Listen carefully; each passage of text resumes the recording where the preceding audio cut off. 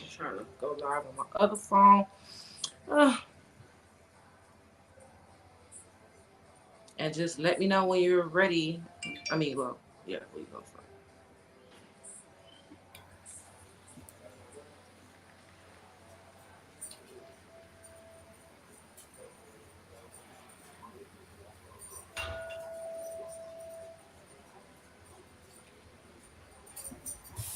All right, so we are recording now. So right now we're live everywhere, and I'm gonna go ahead and kick things off.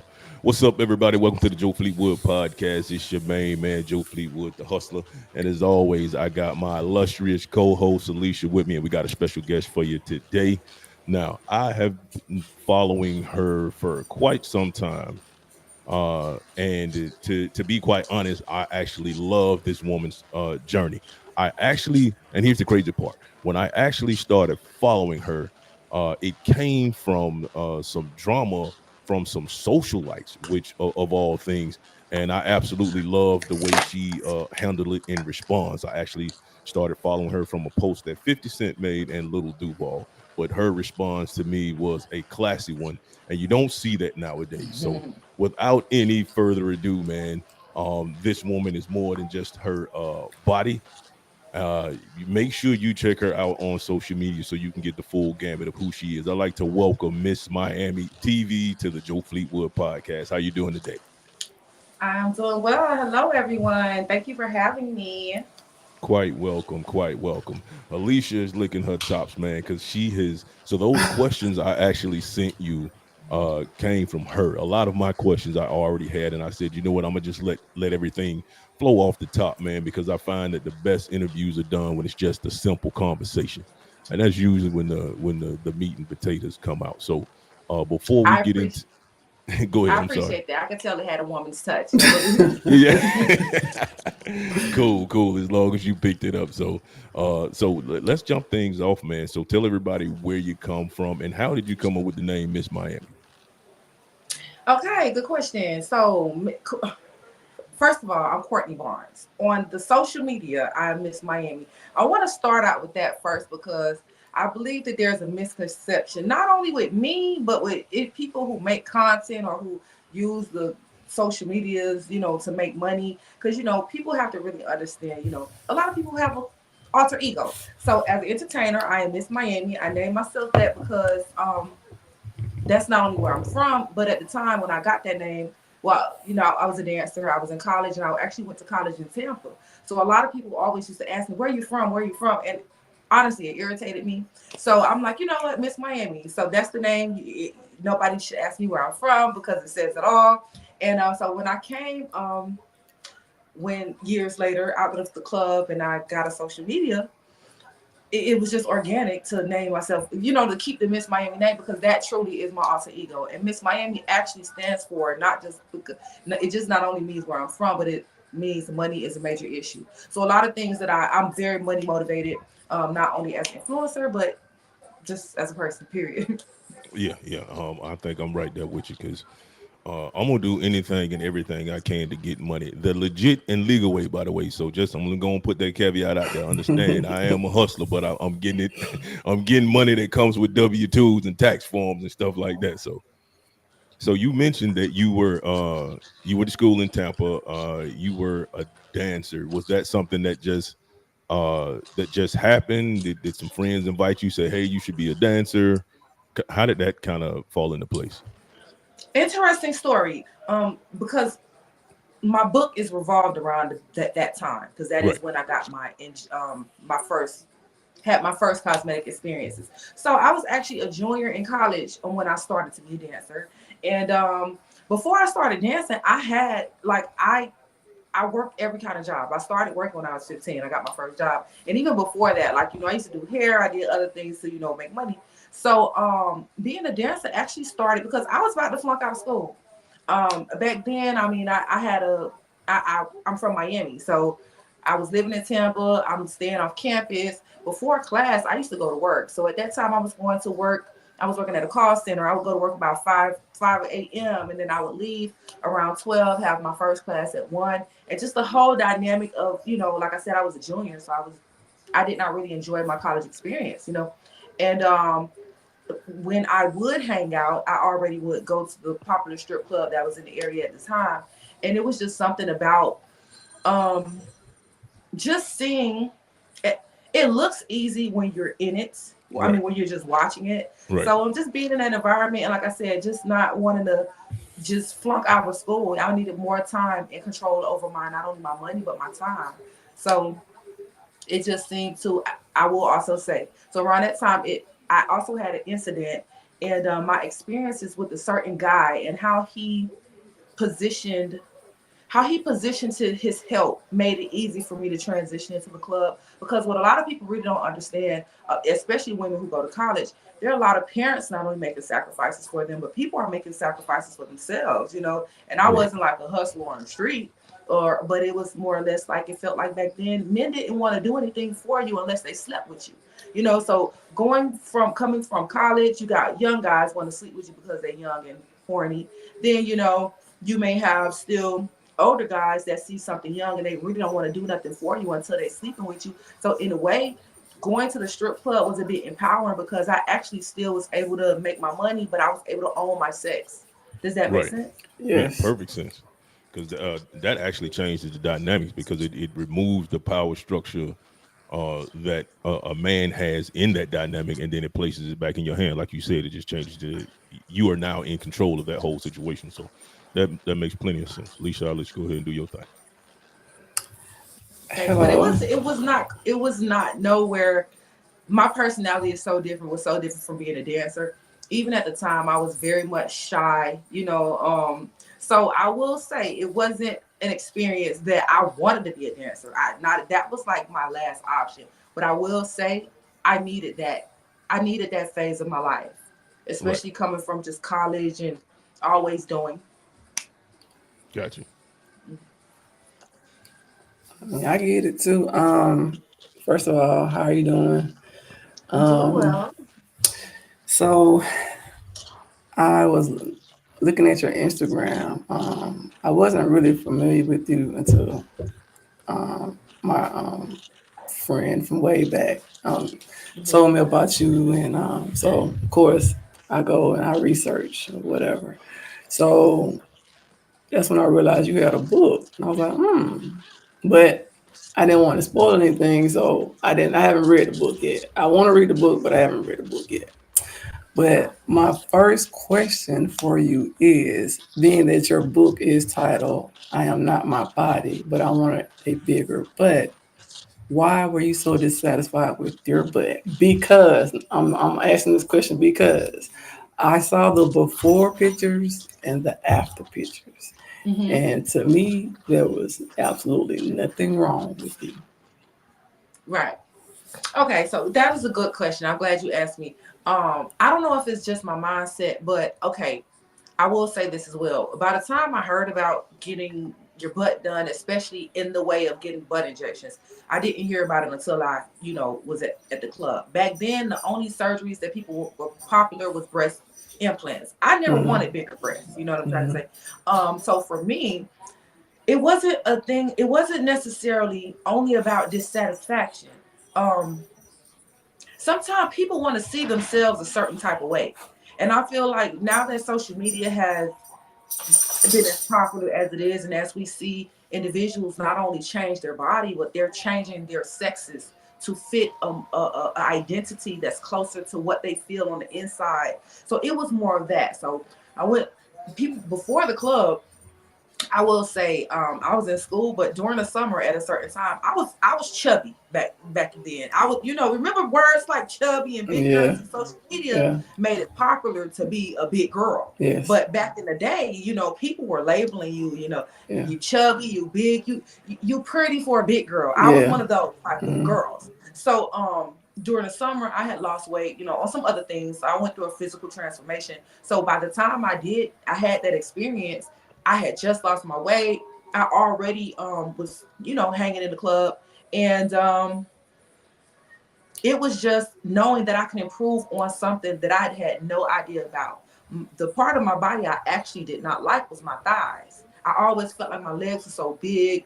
I played basketball, but even still, I just didn't feel so shapely. So I just felt like getting my butt done one, I didn't know you could do this, and two, if it's going to like make me feel less insecure about my thighs, oh yeah, let me try that. So sometimes it's not only, not happy with how you look, it's like being, seeing yourself how you actually can see yourself with the size thighs I had. I needed some more boomy. Okay, that's how I Man, felt. I I gotta tell you, I saw them pictures too. I was like, oh. So if I was in Tampa, or I might have been one of them dudes doing the same thing. Like, hey, come here, shout it, let me holler at you real quick. Because I'm telling you, I was like, I didn't. It was strange to me, but I completely understand as I've gotten older, and you have more mature conversations, and you gain a different point of view and more understanding. You can understand why someone would think that exact same way, because at that time, under those conditions and the perspective that you had, that is a completely valid view. You know what I mean? So I can say now, as I'm older, I completely understand why some people would go to that distance. So those, and then it's more of a society type of acceptance thing, because you see those around you who are getting that kind of attention or that kind of acceptance, and it's like, well, if I got the ability to upgrade, then why not upgrade? You know what I mean? Let me fit into the social norm, if that's what the norm is right now. So I completely understand that dynamic. But what's crazy is when I did that, that was not the social norm.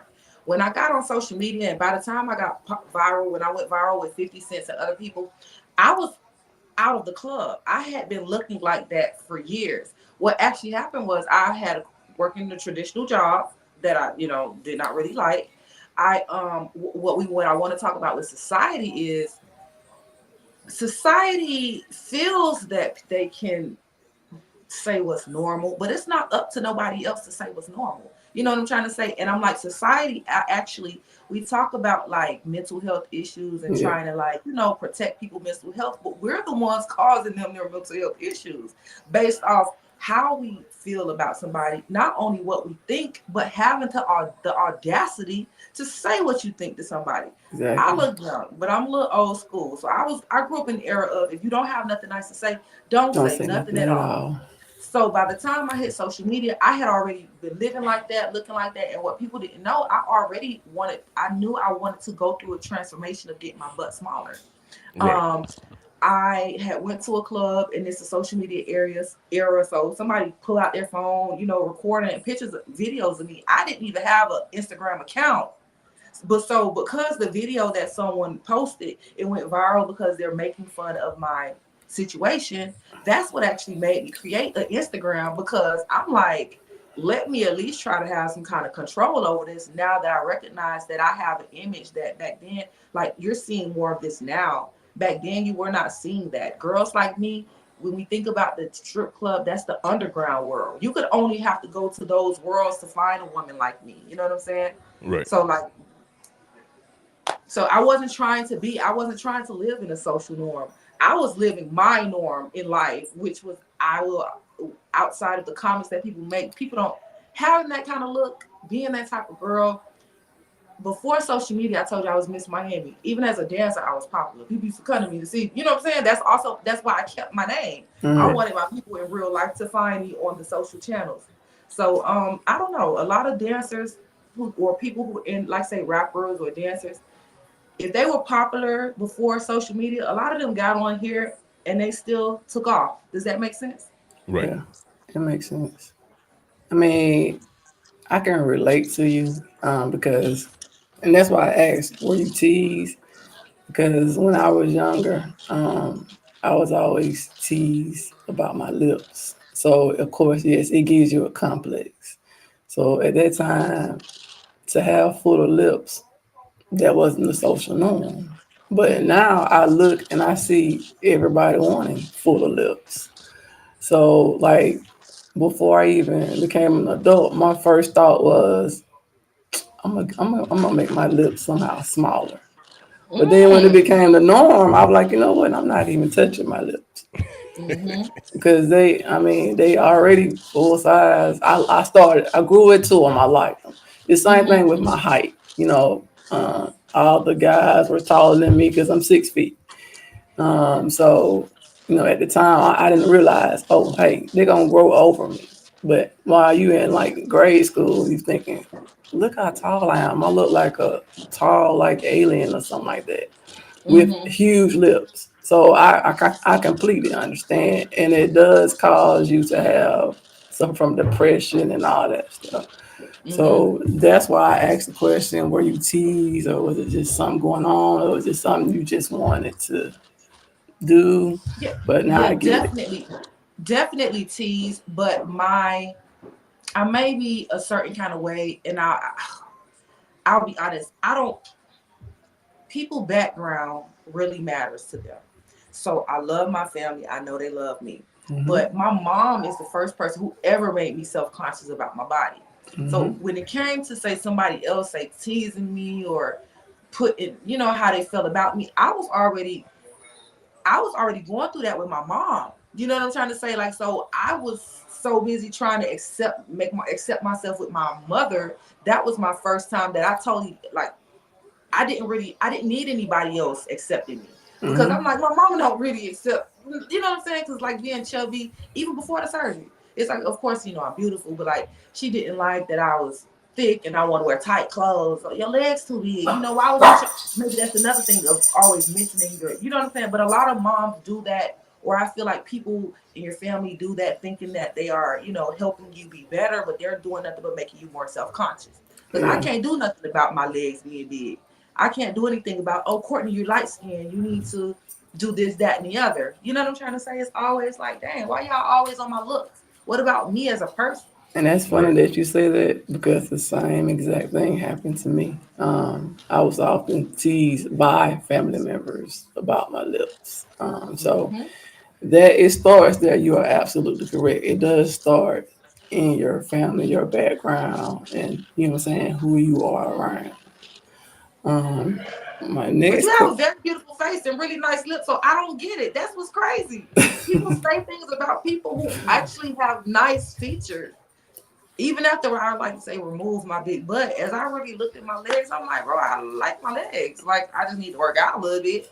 But But it's like, yeah, but I learned later on those individuals have issues with themselves, not actually with you. It's right. internal within them. So they feel the need to make themselves feel better by trying to make you or belittle you to make you feel bad about yourself. Right. That makes sense. That makes sense. My next question was I read the back cover of your book and it said something about being diagnosed with, and I've never heard of it, BDD, body Mm-hmm. dysmorphic disorder. Mm-hmm. Like, what age? How did you know? Like, did you have any symptoms?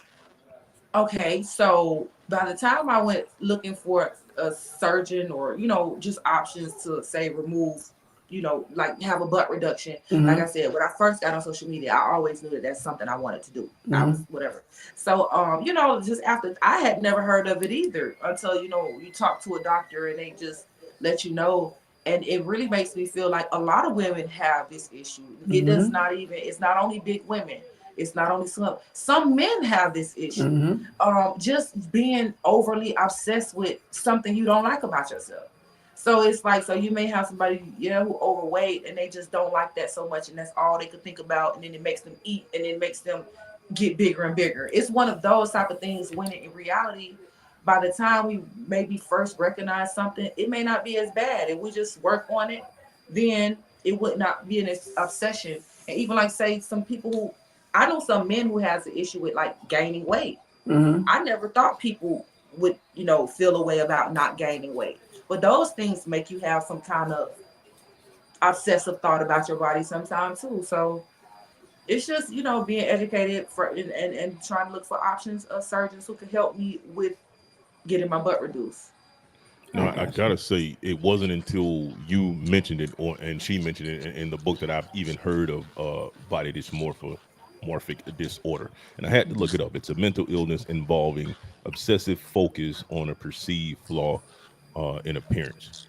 And now that I know that, there are so many situations in life that I've been around where That's exactly what it is. I know a few people to this day who are obsessed with the way certain parts of their body look, and like they are dying to have some type of change Mm-hmm. with it. Mm-hmm. But I'm also kind of torn with that definition because you know it.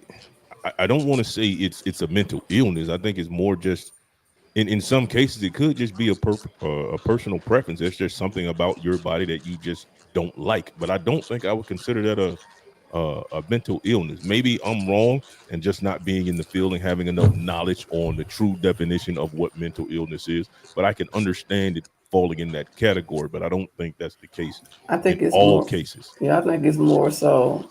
I agree with you to a certain degree because Right. in my sense, I believe that like with me, it's something like low self esteem.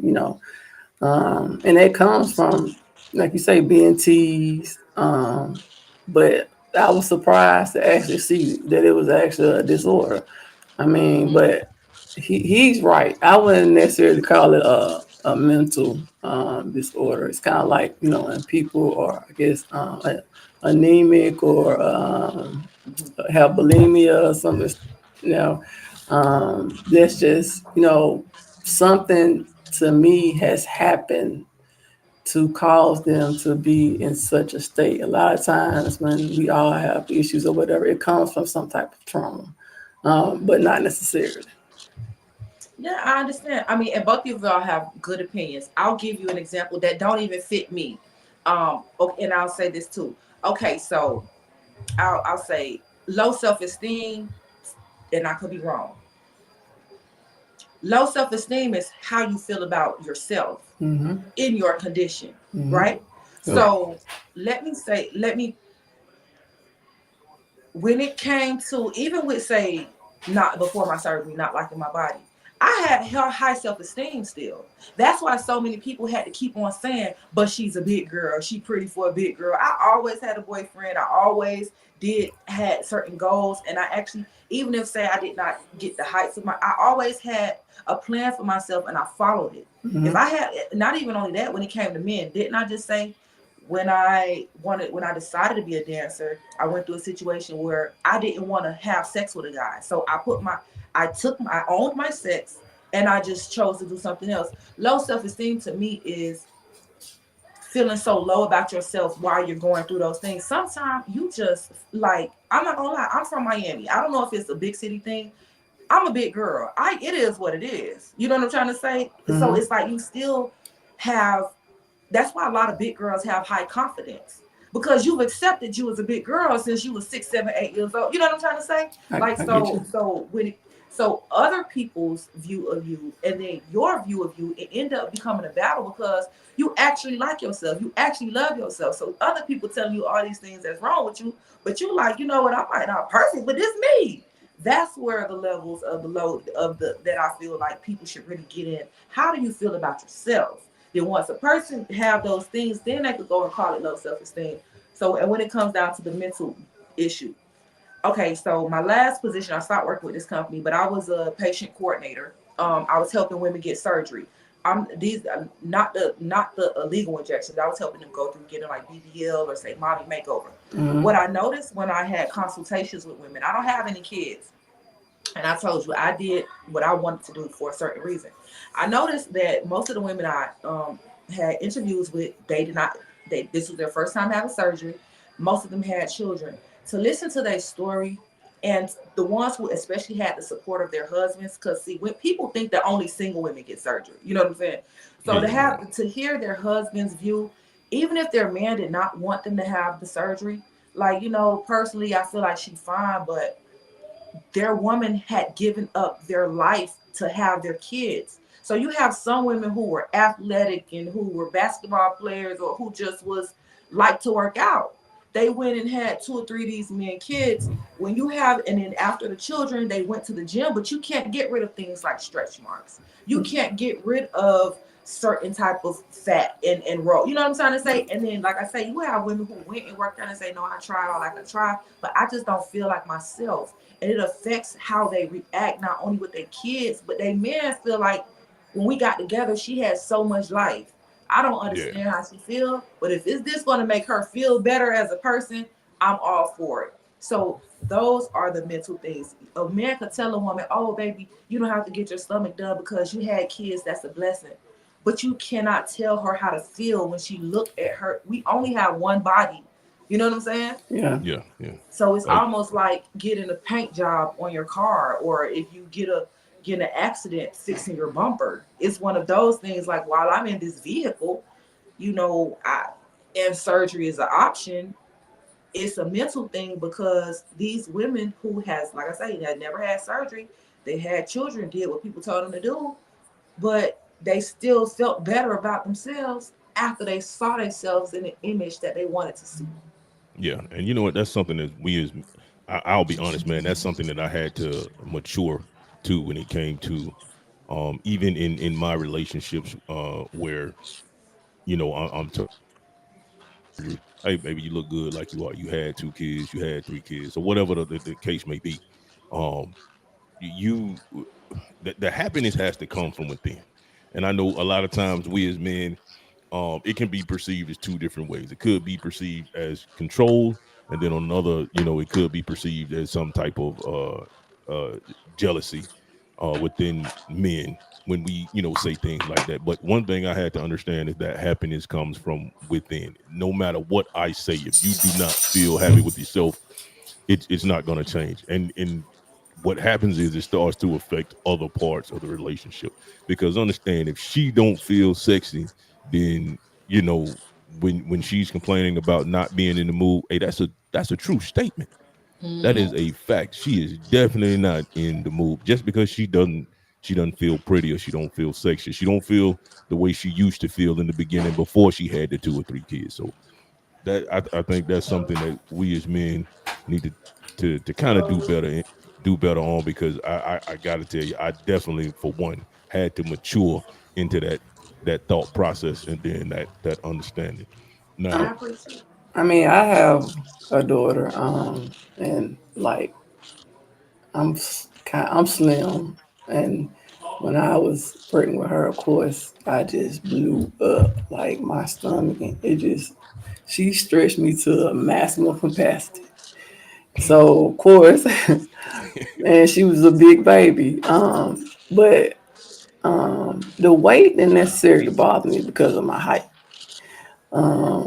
It was the stretch marks. Mm-hmm. And then once I started to lose all of my baby fat, then the stretch marks didn't really look that bad to me. And now I'm into tattoos, so now I'm like, you know what? I'm finna just get my whole stomach tattooed. So, I mean, hey, that's just how I so look Right. at it. I don't knock anybody for like, you know, altering their body or doing whatever they want. That's your choice. Just like anything else. Like I said, I had like big issues with my lips. I mean, huge issues. But then as I got older, I started noticing that people would say, "Hey, you you got nice lips. You got nice eyes," and stuff like that. So stuff like that, it boosts your confidence, and it goes back to what you said. You're pretty as a big girl. It goes so back to that. so with the Mm-hmm. Thank you. Yeah. And I will say, even with you, yeah, that is, I will say, especially in our community, I'm going to say our community because our relations between men and women are, we're here. Mm-hmm. Other people are here. Men Mm-hmm. are wanting to understand their women. A lot of men want to understand their mothers, let alone their girl. And like, it's a true thing. Like, I go to Colombia often. It is true. Parents will get their children cosmetic surgery. Mm-hmm. And so when we think about things like, other people getting married more than we do, or just the statistics and just the idea of marriage, in those cultures, the parents, how they encourage and influence marriage in their community is when their girls are young, they know men are physical. Mm-hmm. They try to go get their girls some surgery so they could want them to be wives, so at least the men can have something beautiful to look at. Yeah. Our men have the most beautiful women, whether they got surgery for them, before them, or after them, and they still do all they can to tear us down verbally, mentally. They tell us how they feel about even our decisions to get surgery, but as men, they're not supposed to do that, because honestly, a lot of men have issues with their body, especially their penis size. They just can't do anything about it. You know what I'm saying? I got you. So Oh, that's some men like to act like they don't understand us because they don't want to be honest. We women are more real than other Mm-hmm. people like to say, yeah, yeah. but a man ain't gonna say so. And I've also had men before my surgery who having a really big butt. They told the reasons they don't want their woman to get a surgery is not because they don't like it. They don't want their women to really know and feel as beautiful as they could, and they don't want them to have as many options. I'm gonna Yeah. be honest. Yeah, yeah, and see So that's the perception that I was talking about. That's the second part of that perception. Now, me, I'm completely secure in who I am. If I got you, I got you. And I didn't want it to seem like I was so insecure to the point that I didn't want you to feel good about yourself and see what's out there. It was just I truly felt that the way she looked was fine. I had no issue with it, but I had to realize that it wasn't about me. It was more about her, and that's what I mean by we as men gotta to mature and do better and get out of the way in situations like that. Yeah. I didn't want to discourage her from doing it. It's just I I was just speaking from the heart that I felt that she looked great with it. I well, just, like I that's said, all. in maturity, I had to realize it wasn't about me. But I want to take it back to your journey because um, you went on you went on botched, right? How was that experience, and what was the outcome when you went there? When you went on Oh, botched? the experience with botch. Okay, so the backlash, of course, was huge. But my experience was good. Okay, so what what I'll say social media did for me was allow me to live out some things that I did not necessarily know I was going to do. I always wanted to write a book. Like, I did not like fully college, but one of the classes I did really well in was my writing class. Expository writing is what it was called. And even before that, like, people didn't know my life story, but like, I had been in newspapers when I was a young girl. I used to be in oratorical contests, just all type of things. So like, that experience was along my path of where I wanted to go. And that's also why I chose the cover for my book that I did. I knew I was going to not look like that anymore. I wanted to Right. have some kind of stamp and sign, you know what I'm saying? So Mm. it was, like I say, the backlash seemed huge. People definitely were very much trying to be petty with the comments. And even I don't even want to say show as much support, but a lot of the women who really was suffering in silence, you know what I'm saying? Yeah. Yeah, those women, I was here for them. You know what I'm trying to say? Like, it's nobody else who's going to put their selves out there for us to. Somebody had to put themselves on the line for us to find out more information and to get better options. Because honestly and truly, removing injections over here in the United States, I would not recommend it. So somebody got to put themselves on the line. So Yeah, yeah. It would, and see, that's one of the things about your journey that I'm proud of because it takes a lot of courage to put yourself on front stage and be the spokesman for a subject such as that, and one that's so touchy, especially when it comes to women, because you have to be you're going to be judged a lot more. You have to be careful about how you move as a woman, because like you said, it what really shocked me was the captions between both Lil Duval and 50 Cent, and I was like, all right, now I got to do some more research. I really got to go check out to see who this is.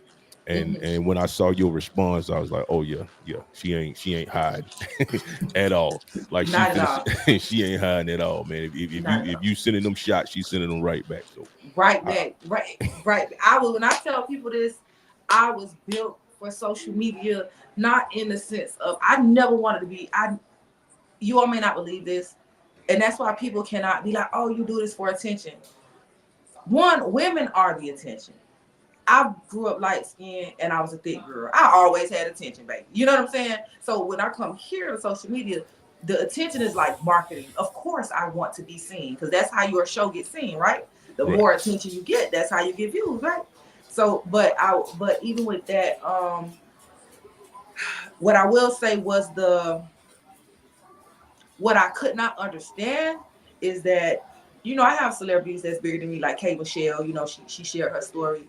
And not even only that, say like Lala, who was a narrator for her first thing. Mm-hmm. I had other women who have their own cosmetic story, but the way that they were trying to expose me and mine without mine, you know what I'm saying, without my permission, without my story from my mouth, I just felt like that was so disrespectful. Not only as a person, like as women, we should understand men want to do that. But you're very much disrespectful as a woman to be going through the same thing that I went through, or to have wanted a surgery, like say to want surgery and actually get surgery. And what's crazy is one thing the pandemic up until now has showed. I got a lot of backlash for talking about having illegal injections, but since this time has passed, people has found out how dangerous BBLs and regular cosmetic surgery is. You know what I'm Yes. saying? Mm-hmm. Yeah. So I felt like I had to take the good with the bad because I knew it was kind of going to be a thing like that. Like, yes, it's not a good thing, but all surgeries are dangerous. Don't just make one thing seem like it is and then glorify the other. But we've lost more women getting BBLs than we done lost getting butt injections. But nobody don't want to say that. So it's just kind of like, it's a thin line between humor and actually really understand that these are real women and people who are going through things. You can't always be funny, I mean, you can't please everybody. I mean, at this point, it doesn't matter like what the topic is. They're always going. You always gonna find somebody that's gonna be negative, and you're gonna find people that's gonna be positive. It just comes along with it. You're Now, right. since you are, and so the last guest we had was E versus Erica. She is very, to me, she's more she's more of a comedian than anything, but she is a social media influencer. And Mhm. she made mention about some celebrities who have tried her. Have there been many celebrities, because you see a lot of them who make the jokes on the internet, but have there been any celebrities who have jumped in your inbox and like, hey, what's up? Of Yep. course, jump in my inbox, talk to me in person. And what's crazy is people would say all that shit on the internet. I used to travel a lot, go to when Floyd Mayweather saying I love fights in Vegas. I'm in Vegas. I like see All Star Weekend, CIAA. I be outside in events like that. Yeah. People will holler at me in real life, and it's like, wait, you just you. I even had a situation where I don't even want to name his name, but he not a popular rapper right now in New York, but he kind of like old school from New York. Tried to holler at me in some event in Atlanta. I gave him my number, put my social media in the thing.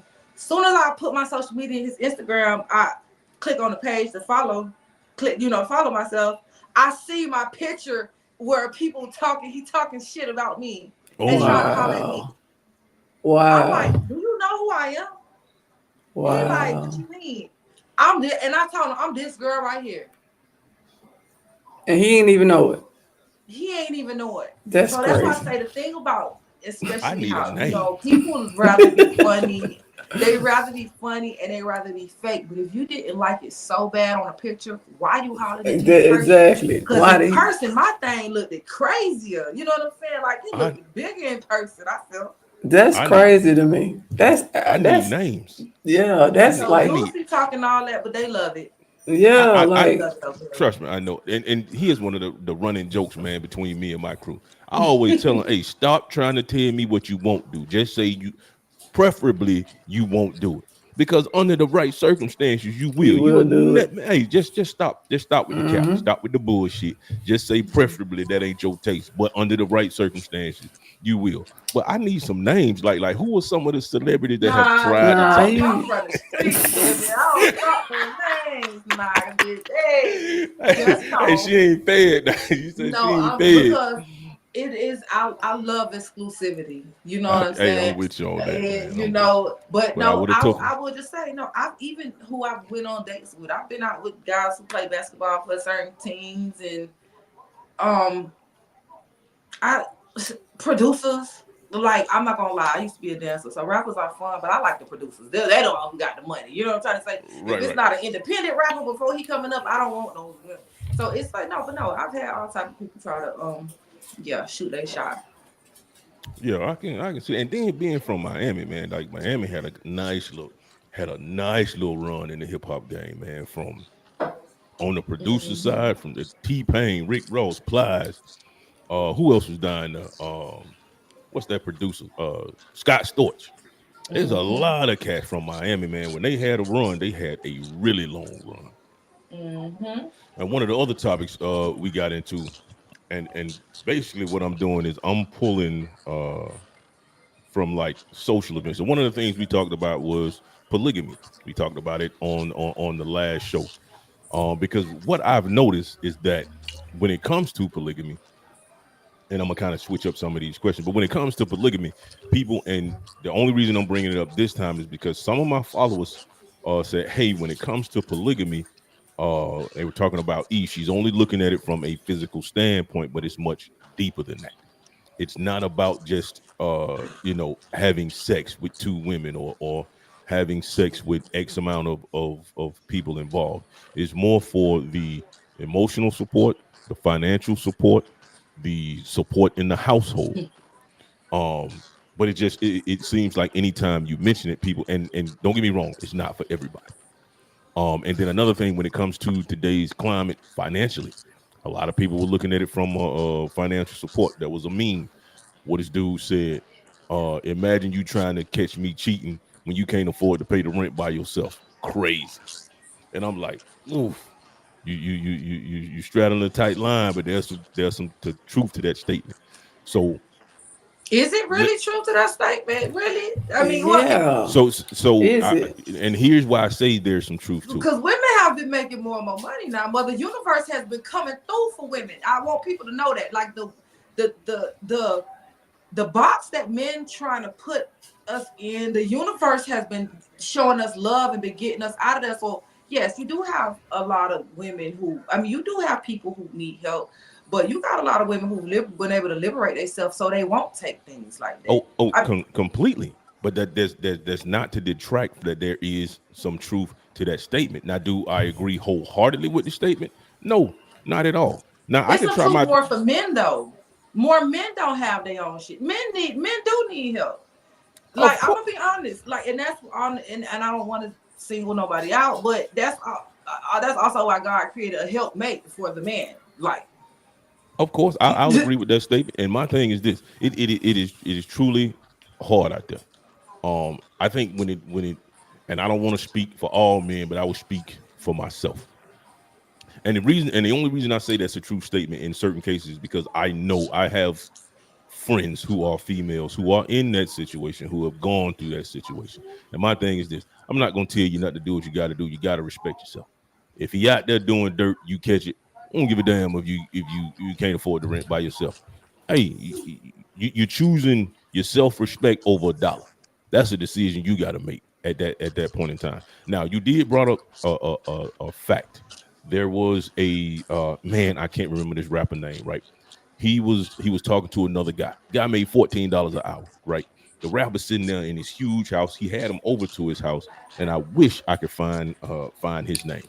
But it was a podcast he was doing, and he I had the know guy. which clip you talking about. Yeah, and he guy made $14 an hour. He was like, "How?" He was like, "Yeah, I gotta go 50-50 because I made $14 an hour. You a millionaire? How I'm gonna go 100% take care of this woman?" The dude's response was this: "Hey, you a man? You gotta figure that out." And as much as I felt what the other dude was saying, what the rapper said is true in my case. Because there's never been a time where mine had to go 50-50. I always did everything. But I understood I had to be a different kind of hustle. I couldn't just sit on my 9 to 5 and think that was enough for me. And Alicia's been around me for quite some time. I've Mm-hmm. owned, I've had I had the 9 to 5. I was in the military. While I was in the military, I started my own live stream company because that military check, what most people might think, hey, we ain't getting that kind of money. We got to go do some shit where we damn near getting killed in order to see a real paycheck. I was constantly deploying, getting that overseas tax-free money. That was the only way I was gonna get it. But I understood I couldn't sustain that, and my body couldn't sustain that, and mentally it was driving me crazy, spending that much time away from my family. So I Right. definitely get it. Um, and true enough, man, women are out here getting to the bag, man. It's gotten a lot easier. So that let me not say power dynamic, but the financial shift is there. Where the gap was before may have been, this big. Now it's like this. You know what I mean? And in certain cases, depending on what demographic you look at, is actually women are earning more than men in that demographic. So I completely agree with that, but I also agree with his statement just because I know people live in that situation, and I understand where he was going. I think the problem with polygamy, and I'm glad you even said this. Why don't it's this might be far and fetched, but it's this is real. One of the problems as a woman, you got the $14 an hour man that want a polygamous relationship.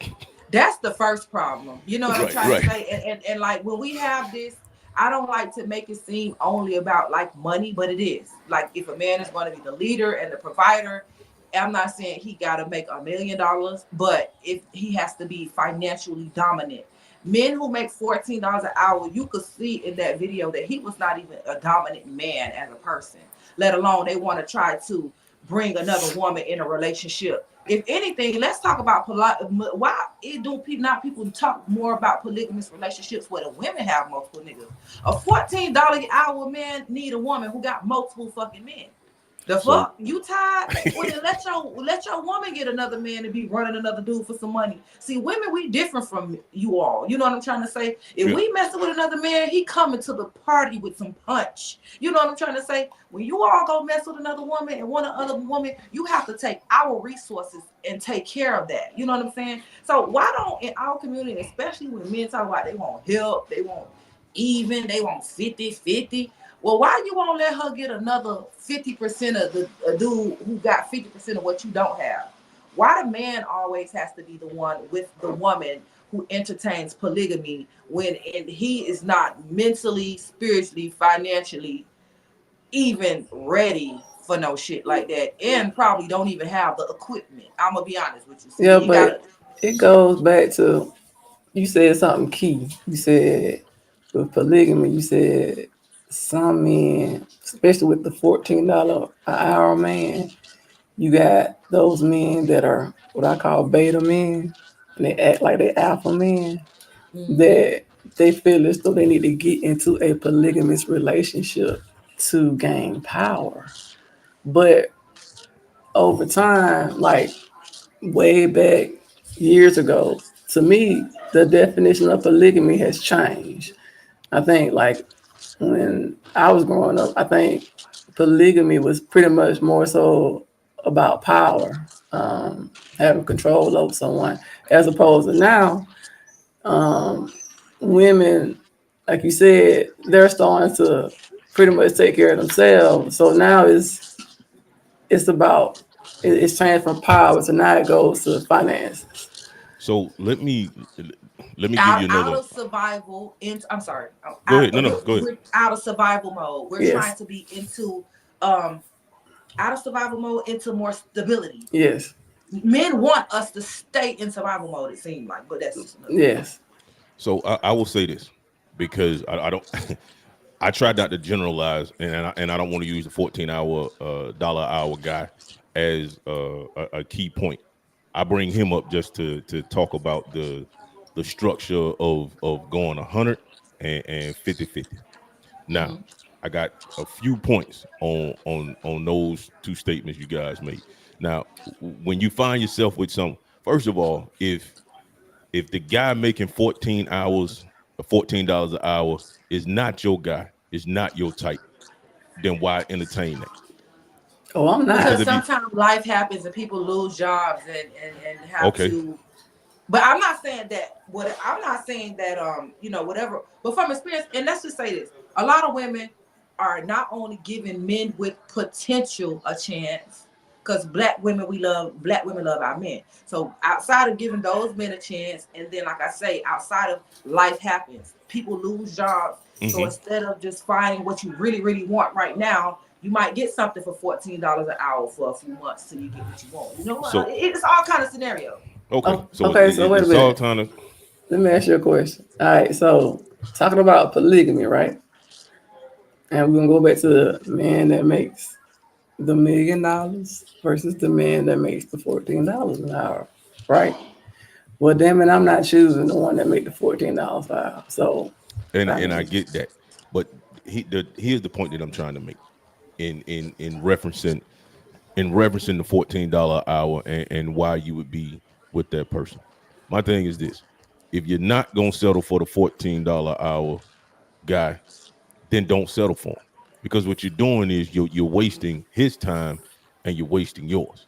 And the other exactly, thing, the reason men don't really care about if a man is going to be with a woman that works at McDonald's, do you know why we don't care whether she works at McDonald's or make $1 million? Do you know why we don't care? Because Why? whether she makes $14 or $1 million, her income is not going to do anything for us. When she makes $1 million, she makes the $1 million on the strength of her making $1 million, and we're not looking for that financial support. In most when cases, when if men you say that, I don't. I'm gonna be honest. I know it's a lot. My bad. It's a lot of wealthy men, but let's just be honest. What percent of our black men? I know people that had this PPP loan, but let's think outside of PPP and COVID. Okay, mhm. I'm gonna be honest. Women have been struggling with their men. Women have been putting in because a man, whether I'm gonna be honest, I like nerds. I really only date guys who have college degrees. Yeah, I go out with the other ones, but even those men have struggles of paying a debt and work building their way up and just having to you got to move a certain way with different type of people. So it's like, and I'm not making no excuses, but if we're going to really get into life and talk about people who did not say go to the strip club to make money and who did not go to the streets to make money, and who has a little debt because they try to get a little education, and who got kids, why do men when did y'all start making so much money to fully start taking care of people? Because see, that's why a lot of women and even men have traumas of growing up in single homes because the finances was not there. A lot of men, even when did you all, where did this idea from that y'all did everything for a woman? A lot of women have put in. We have helped you all. They've helped y'all look like a man. Am because I you tripping? you have a lot of So single mothers. No, so it is a lot of it is definitely a lot Yeah, of single mothers, but I feel like the thing with single mothers is I could be wrong. Single mothers in some kind of way did not do a good job with telling their sons how much they struggled. They did not do a good job with telling their son, look, son, you might not have wanted to see me with Johnny and all the other five dudes. You might feel like women are whores because you seen me with multiple men, but that's the struggle of being single. I needed another man's income. So when did we draw this idea that one person take care of one thing? When did this start happening? that's old school. yeah, that I think that's an old school mentality when Yeah, it comes to, and I'll tell you this. So I grew up with my grandparents, uh, and they were married forever. My mom and dad passed when I was like 3. They were in a car accident. So what the dynamic that I saw, my grandfather took care of everything, paid all the bills, everything. My grandmother washed his clothes. She had food ready when he came home. That was that was what marriage was like from what I saw growing up. Right And now, when I did get married, I got married quite young. I was 23, I think, at the time, and I was also in the military. And my first duty station was overseas. So when my wife came, um, there was not a whole lot of jobs for us. So of course, I'm taking care of everything, but that was right? instilled in you. It's a But difference. now I'm not gonna say, and really, and we talked about this in another podcast. I don't care if you got to go 50-50. If later on down the line you make more money, it turns into 60-40, 70-30, 80-20, whatever it is. When it comes to whatever dynamic works for you and your household, that's your dynamic. I am with you because I don't understand why is this even a topic. Why is it even a topic? Why do we have to make it about it's 100%, it's 50-50, it's 70? Why is it even a topic? Whatever Because works we for don't you in get. your relationship, it works for you in your relationship. And fuck what anybody else got to say about it. But honestly, that's not really true. I'm gonna be honest. Okay, you see how people talk about all this masculine energy, men like, oh, women masculine, women. See, we gotta have these conversations if we're gonna talk. People like to talk about the problem, but not the solution. You know, the reason why it has to be topics of conversations like that is because as long as a woman is doing too much, she's going to be in her masculine energy. So, Oh, I like, agree I with that. mean, you agree with that? I So agree Mm-hmm. I'm with gonna be that. so we have mothers. When I say mothers did not do a good job of being honest with their sons, like I do know history. Back in the day, it do seem like the men took care of a lot, but men wasn't really making no money. Do you all know what you all went through with the social things? And you know what I'm saying? And Of even when it course. came down to like welfare or like government programs that was helping um, that eventually started helping black women. It was not made for us. It Yeah, was made for white women whose exactly. husbands went to the army. But the Mm-hmm. reason why black women had to do it is because you see how you all men had that mindset. Men was making crumbs, but they still was making families on the outside of their main home. You can't make crumbs, short your family, and continue to create families. So I do know things did seem a certain way, and a lot of grandfathers did do what they had to do.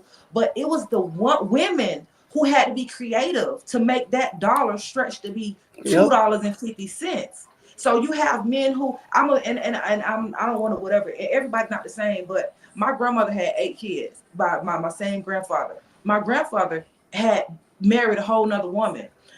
When I hear the dynamic of how they were in the family, of course they respected him like a father. He would come over and give some money like he paying bills. But my older aunties remember life different from the younger ones. He would just give partial the money.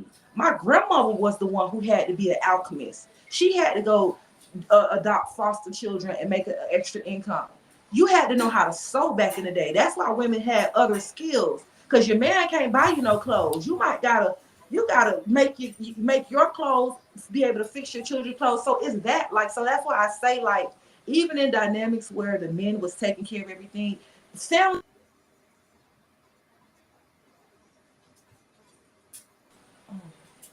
You good. I'm sorry. Okay, my phone was ringing. A lot of women are shorted. That has been since the beginning of freaking time. And so go come back to 2023.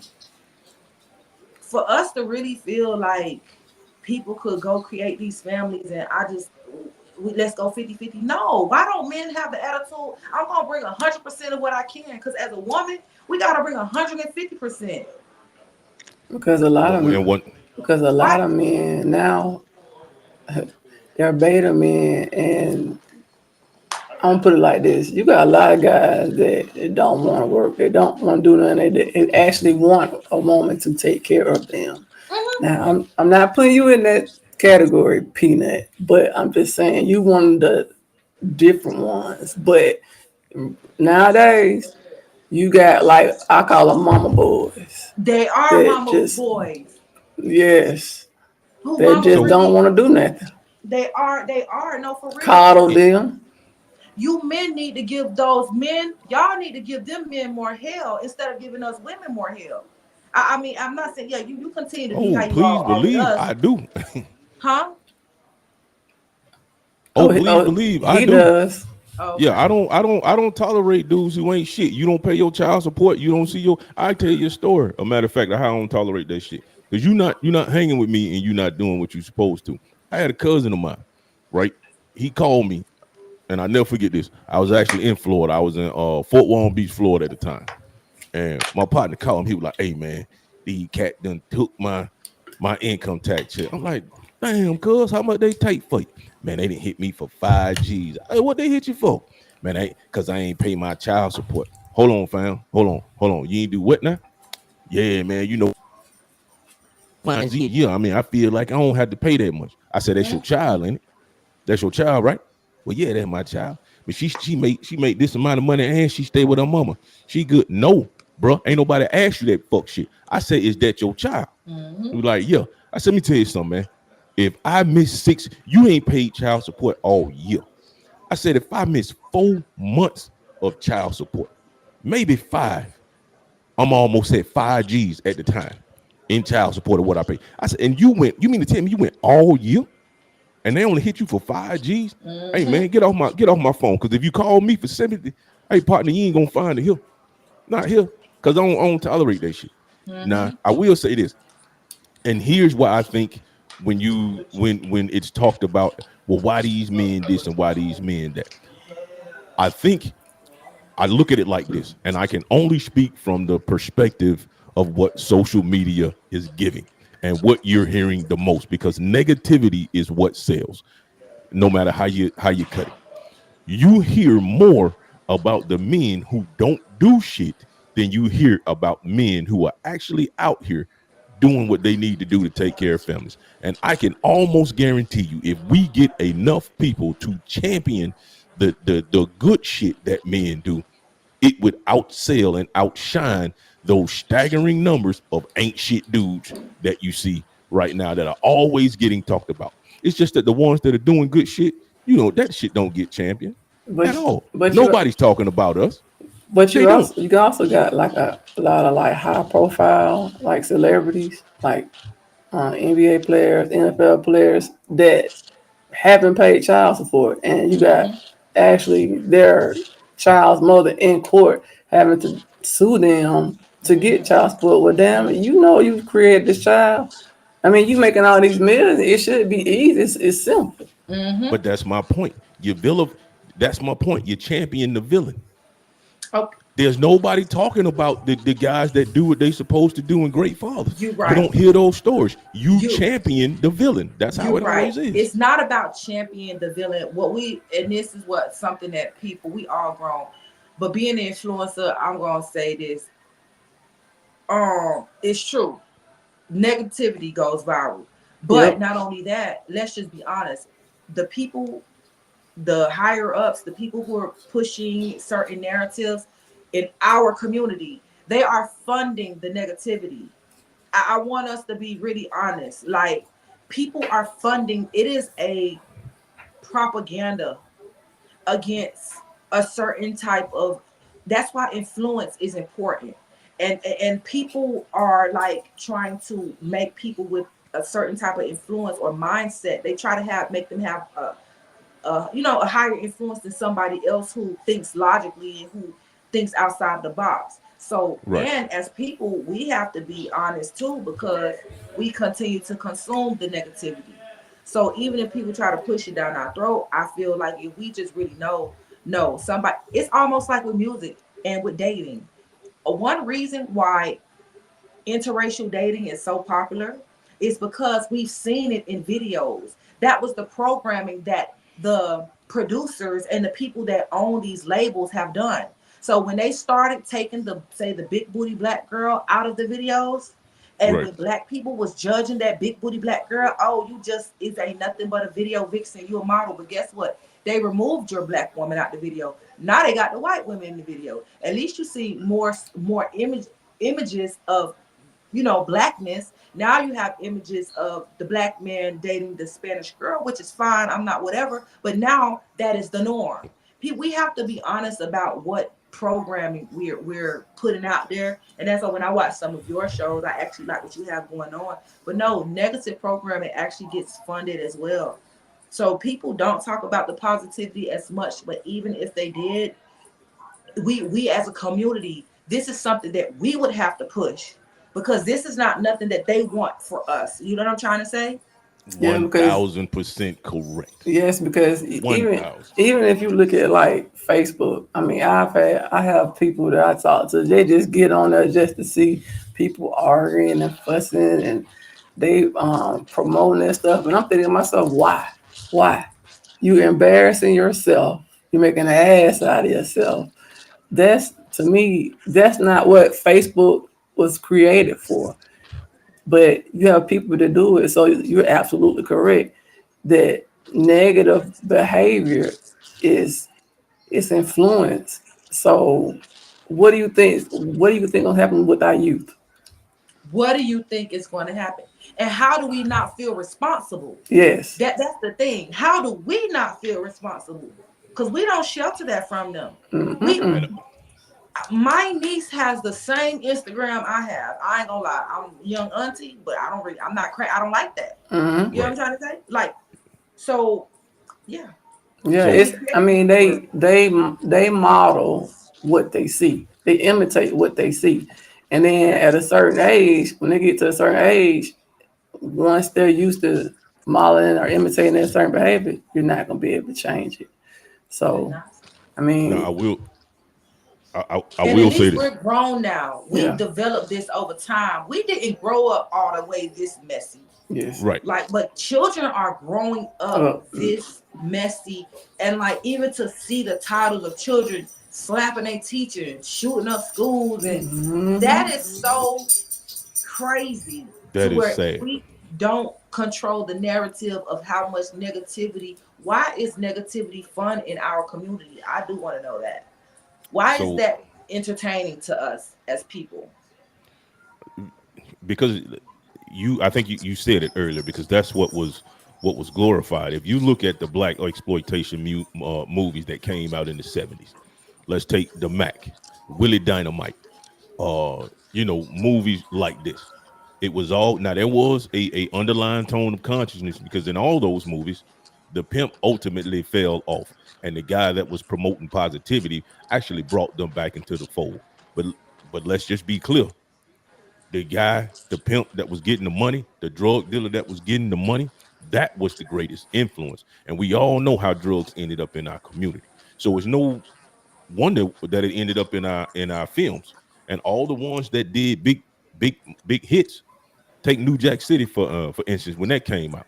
Man, I can't tell you how many times I went and sat down and watched New Jack City at the movies.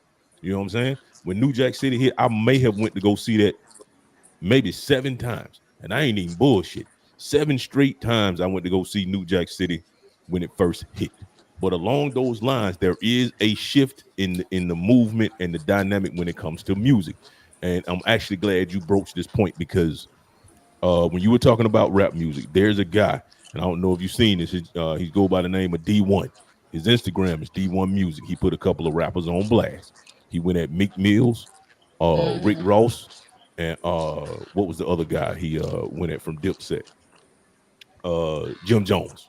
He was Mm-hmm. like, "Hey, on one end, Meek, how you gonna talk about prison reform, and then in your new album, you talk about shooting this, killing Killing that." somebody. Yeah, Mm-hmm. you know what I'm saying? So how you gonna go between that dynamic? All I'm asking y'all to do is either you gonna be on the side of righteousness or you gonna be on the side Mm-hmm. of violence and evil. So which one you want to be on?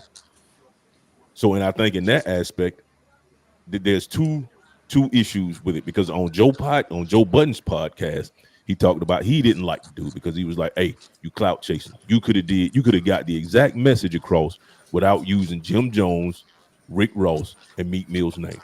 Get it on your own. If you wanted to push your agenda, then push it for yourself." I kind of But felt see, like that way in the beginning, but then I realized something as I sat there in dynamic. And my problem with Joe Budden's statement was it was an emotional statement, and that's why we as men sometimes got to sit back and say, "All right, let me sit back and and focus on what was said, not how it made me feel." Which is Yeah, what men should do. You should move off of fact. Don't move off of emotion and let that emotion subside and then pay attention. mm-hmm. Anytime you make a statement and you need to have some type of uh tangible effect, you have to be able to point to something. And him pointing directly to Meek Mills and the dynamic of him calling for prison reform, but then promoting music that turns Mm-hmm. around inevitably putting those same people right back in jail. Like Mm-hmm. how are you doing that? Hey, you either on, like I said, you either on the side of right and wrong. And when I sat back and I Mm-hmm. dissected it and thought about it for what it was worth, he is absolutely right. And the way he went He's about it absolutely was right. the right way he was supposed to do He did. And I do want to say, see, this is what we talk about a lot. Well, social media has been using this word a lot. Accountability. You hear that yep, word a lot? it. Facts yep, all the But time. see, what I've noticed is men have shifted it. They want women to take accountability. I just said, And men don't take accountability for nothing. So he was Mhm. absolutely right, because as a man, not only he stated facts. So I'm gonna call your name out. You gotta call somebody's name out. You know what I'm trying to say? And Yeah. then he held other men accountable for for what they put out. And that is what was mind-boggling to me, because I didn't know anybody that said that. And like, these other men are mad that another man held a man accountable. Now, see, when women try to hold men accountable, you all act away. You feel me? But you see a man holding another man accountable. You see how that make men feel? So, like, yeah, I'm glad that you picked that up. But he was absolutely right for doing what he did. And to be honest, we need more of that. Not only as, because, like I say, people say whatever to women. But Yeah. if you all men want to be, you all want submissive women, you all want to be seen as the leaders, as the dominant, then you all have to make better standards for yourselves. Oh, Because at the top, you when you make better standards for yourself as people, then the people who follow you want to have better standards for themselves, i.e., women. I tell people all the time now, men like to complain about women, but the women out here nowadays is exactly what men need, because you all created us. You all created the mindset. You all created the shift. but So when it, so that's the same thing even with music. yeah, now How when does it, and that's what I mean by by champion those villains. Those villains have created have created those women, and then those of us who do hold others accountability, when we find y'all, it's like, all right, my boy, I got some work to do, because obviously, what she was dealing with before ain't who I am, and we gonna have to work through this. So not this. I'm actually agreeing with what you're saying. I just hate the fact that it's those type of men who get the most uh attention. And it sucks for the good guys. You know what I'm saying? It really sucks for us to have to go through those meetings, have those conversations, and develop those patients, because we do. I can tell you right now, coming out of a divorce and dating out of that, my patience about that about like that right it was now. already It's like about that. like that. It was And already then like that. no, they wasn't, because I was extremely patient. And now I have to have a method to my patience. And what I mean by that is I have to sit back, look at where this woman came from and what she had to deal with in her past, and understand that something that I've done or said just triggered her. So what I have to do Mm-hmm. is practice patience and say, all right, what you're saying is not really about me, because I've demonstrated none of those traits that would warrant you to behave the way you do. So let's talk about how you're feeling and why it is that way. And that's what I mean by developing a method to my patients, because while they are that big, I understand there's a method before I lose them. Right, right. I, And I appreciate that as a man. I appreciate to hear that, because women need more grace. We give you men grace that you all don't give us. Um, but I appreciate you saying that. If Yeah, a yeah. man just understand a woman, we really ain't that complicated. But in understanding a woman, you know, yeah, I appreciate you saying But that also comes from, I feel like the reason men don't is because we don't have mentorship. Like, we don't have mentorship at all. We don't have anybody to talk to us about, and this is why I miss my grandmother so much, because uh she is the one who actually, gave me that patience and understanding when it came to marriage and relationships in general, because this was she was a saint. You couldn't even pay this woman. The first time I heard her curse, it was crazy to me. Like, this woman, that. all the years of my life, and she lived to be 105, and I heard her curse Wow. one time in Wow. the time that she was raising me. So yeah, that's and see, my grandma, the patience and the grace. yeah, and see, my grandma was the opposite. Like, she cussed like a sailor, but at the same time, she taught me the value of respecting other people's feelings, treating people the way you want them to treat you. She Right. used to always tell me, no matter, because my grandma was 90 when she passed.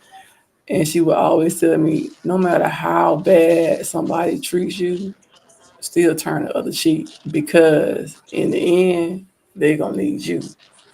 And then what's gonna happen then? But I live by that motto because I just feel as though you should treat people the way you want to be treated. But but it goes back to society. People not teaching that no more. People not teaching that. And I don't even know, and let's be honest, and if I'm wrong, let me know. Do you feel like in our culture, they teach women different than they teach men? I Yeah. don't see men being taught respect somebody for who you are.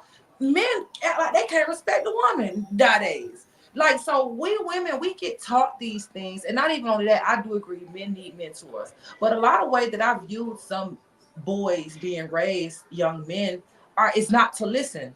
A lot of people let boys and young men make decisions for themselves too prematurely in Yep. life, thinking that I'm allowing him to be a man. No, he's a little boy and he still needs training and direction. And I So then when they go get Facts. into relationships with women who have had some training and direction, now it ends up feeling like, oh, you're nagging me, you're this, you're that. Why? Because I got a standard and a plan, yeah. or I'm trying to have a standard and a plan. And I agree with So like, that. how do men get the mentoring that you need? Like, and I do want to ask, and who do you want the mentoring from? Do you want it from other men, or are you all open to it from women? Because I hear you say your grandmother, but a lot of men, old and young, don't like to listen to a woman saying anything. And when they don't, and some people look at it like a woman talking, we're telling you all what to do. So who do you want to teach you? Because it seems the other men are teaching y'all to be toxic and making it seem like, negativity and having a lot of women and being a rolling stone is fun. So But if it you get some kind of training from a woman, we're going to be talking different. So how? It just so depends. here's what I got from my grandmother. My grandmother helped me to understand women, but the way I became a man is from other men, and you have to understand the type of man you're getting that mentorship from. My grandmother was quite frank that she could not teach me how to be a man because she wasn't one. She didn't understand the struggle. She did the mental state in which men had to function under. She could only tell me how to understand women and some particular things that my wife at the time might be going through mentally. So that's what I got from my grandmother. So that's why I say when I had to learn that patience and grace that my grandmother gave to me, that's what I Mm-hmm. had to learn from her. But the mentorship should come from a man if you want to understand how to operate properly as a man. Now, my grandfather was hell on fucking wheels. This man, I'm talking about, and for I would say this, my grandfather didn't call me by my name most of the time. It was the N bomb, nigga, come here. You know what I'm saying? For a long they're just straight up, and but you have to understand the time period in which he was raised. This man was born in 1922. You Mm-hmm. all Mm-hmm. understand what the climate of America was at that time. So this man was born hard. Only was able to go to the sixth grade before they snatched him out, and he had to Yep. work the fields. Yep. You know what I'm saying? My Mm-hmm. grandmother was born in 1911, right? So look, they were born at a different time, so they were different types of people. My grandmother was a progressive thinker. My grandfather was a stagnant thinker. To him, even though it was the 80s, the 90s, to him, it wasn't no different than the 1950s. That's how he looked at the world. That's how he viewed people, and that's how he treated his family. But Yeah. what the way I matured as a man was the people I encountered in the military. I was one of the few people to have great experience in the military. I was led by some great men, and that I will say that was the only reason that I got it because there were no men there. My uncles lived out of town, my cousins lived out of town.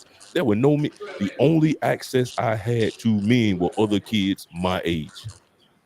I lived my grandfather was the only man around. That was it. And after he died, I was in the military. So that's what I was left with. Well, Right. with me, my dad wasn't really around, but my mom has a brother. So my uncle he taught me a lot, especially about like how a woman should be treated by a man. He also taught me about being independent. You know what I'm saying? Having my own so that I don't have to depend on nobody. And also, I look at the fact that I'm an educator. So I was once teaching kids, third, fourth, and second graders. And it just, I mean, like even in my classroom, even with the little boys, I taught them how to be taught respectful towards the females in the classroom. I taught them how they're brothers and sisters, and I just because you don't know what's going on at home. You can tell, you can assume, but what I tried to do was correct that behavior. You can't do that in here. You know what I'm saying? You can't. You're not allowed to tell a female to shut up and sit down. No. Um, it was all about respect. Of course, no bullying, none of that. So, like I said, it comes from the environment from which you're raised. I also have a friend who has a couple of sons, and she is that type that it's a boy, let him do what he want, and that's where the problem come in. At, you know, Mm-hmm. that's where the problem comes in when you have parents like that. Well, he's a boy, he can roam the street, he can do this and do that. That's where Mm-hmm. the issues comes in at because Mm-hmm. you can't do that. To me, if you have whether it's a boy or a girl, you have to teach them standards and rules because guess what? When they go out into society, you have rules and standards that you gotta live by. If not, guess You what? got to. Guess what? Mm-hmm. You're gonna either be 6 feet under or you're gonna be behind bars. It's as simple as Mm-hmm. that. Absolutely. No, absolutely. And I feel like that is when we hear about all these unfortunate things with young men going through these things, it just makes me feel like, of course, everybody, people stray away from how they was raised too. I will say that. Mm-hmm. So it don't fit every mold, Mm-hmm. but it does affect our community, and it does affect the life experiences of some of people. And like, okay, so did you all see the video that went viral the other day where the mom was like telling her son etiquette on a first date? I made a comment and she was like going off. It seemed like she was upset, like, oh, well, my son, you shouldn't be asking him, like buying, but it was about buying food and taking Mm-hmm. it to go plate home. You all didn't see Right. that video? Yeah, I Mm-mm. saw it. I didn't see it. Okay, so I had made a comment on, and I'm not gonna lie, I had got about 1,000 replies under my comment because obviously what I said made people upset on the post. But even videos like that where I was like listening in to the mom, and I could be wrong. I'll ask you all how you felt. But as I was viewing that video, the boy looked like he was, I'll say in his early teens. I'm gonna give it from 17 to 19. He didn't look 21 yet. Mm-hmm. Yeah. And she was complaining about, like I say, food.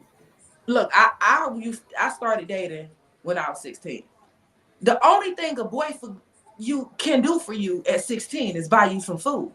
So like we live in a society where, like, even as I was reading through the comments and seeing how many men was upset at what I said, we live in a society where at 17 years old, see, this is how it happened as mama's boys.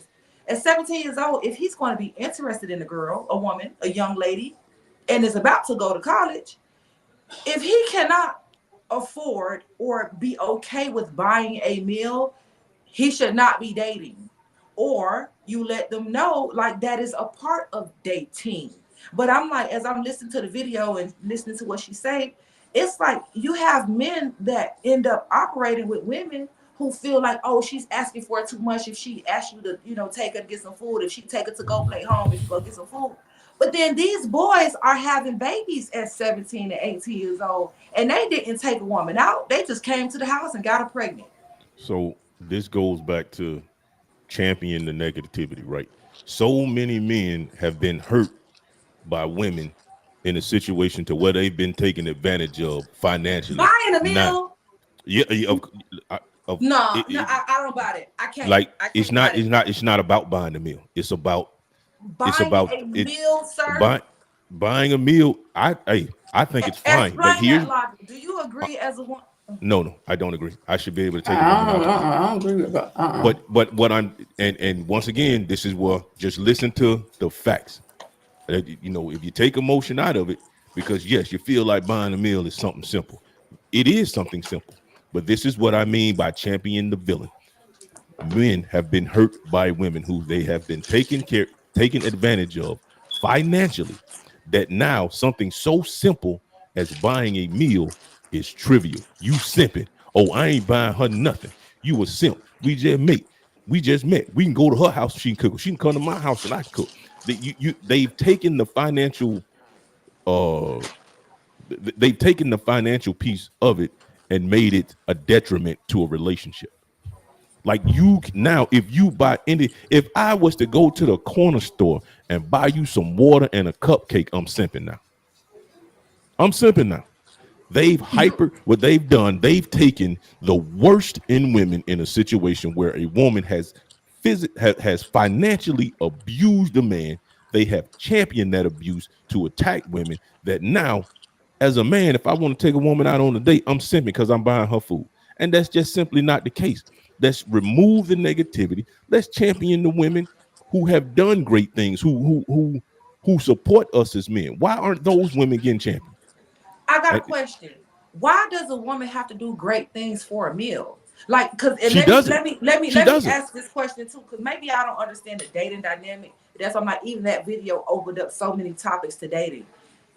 Like I say, the boy looked about 16 years old. When before a man take a woman on the first date, you can tell me, am I wrong? Has it not been conversations on the phone?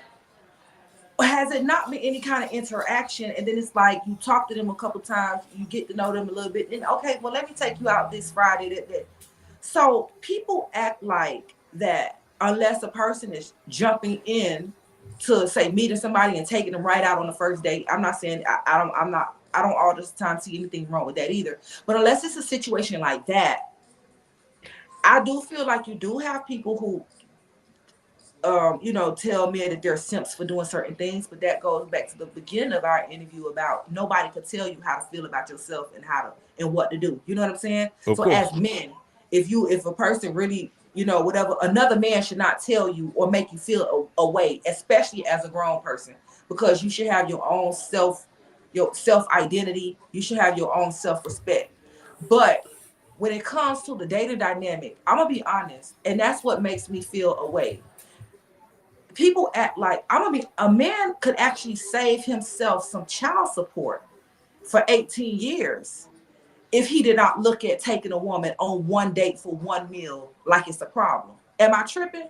You got one meal. If you don't like this woman you want, you need to move along, okay? You Of might, course. even if you pay $200 tops, that saves you 18 years of child support. Am I wrong? No, you're Wholeheartedly. right because The, when So you the issue with men want to have sex with us and then feed us. yeah, Men want to act like it's a problem to take a woman on a date for a meal, but it's never a problem to just pull up at your house and just come hunch on you. but that I goes back to what I just said. It's promoting the negativity. It has absolutely a woman don't have to do great things in order to get a meal. But like I said, it's promoting the negativity. That's all it is. it's also a Your level of men don't maturity want to too. do that too, but men just don't want to do anything because it has been hyper pushed of a small percentage of women who have taken advantage of men financially, and they're pushing that agenda. And when you push that agenda, now social media is the greatest platform to get information out. Guys are like, oh yeah, that's simping. No, my man. But Now you, me, I am going to And say they this for mama me. making them push that. I was so hurt to see her say that. but you, Cause even I don't. I mean, I would have loved to. I don't know her business, so hopefully his father is around. But I feel like the father would have said something different. A man know the basic thing you got to buy a woman is some food, but not to be like that. But as a woman, just to really think yeah, but that buying another woman is some food that your boy is interested in. That's why I'm gonna be honest. Especially having the kind of image I have on social media, a lot of people like to say, "Oh, guys are simps who go and subscribe to people OnlyFans. Guys are simps when they go look at a woman twerking." The problem is we gotta stop labeling people, but the real issue, oh my gosh, I'm about to go and plug up my phone too. I'll stay on. But the real issue is men are not teaching young boys what women like and how to be likable to a woman. The way men be expressing themselves on these podcasts, they're expressing themselves like they are trying to date other men. If a man is trying to date another man, you don't have to take him out to eat. Cause that's not what other men like. You know what I'm saying? Men like to just pull up and get hunched on. But women like to go out on dates. Do you even know going on a date? Um, it raises a woman's estrogen levels and make them feel more. You know what I'm trying to say? Yeah. Men gotta get into certain things that's just not the coochie because they barely understand it and they be wanting it. So it was heartbreaking to hear not only society say a woman don't deserve it, but to hear a mama say a woman don't deserve it. Because like I say, boys got kids at 17. But So not see, only is a woman gonna want some food, but they kids gonna want some food yeah, too. but see what that parent is doing is she's trying to raise a dominant male to where that male has power over whatever woman he dates. In other words, she's turning that man, in my opinion, into he's probably more like gonna be violent towards women. But you have or to look or at have his first sexual experience with a man. I'm gonna well, be honest. I know a lot on social. A lot of these people, like I said, especially when they be young. Do you know how many young boys who had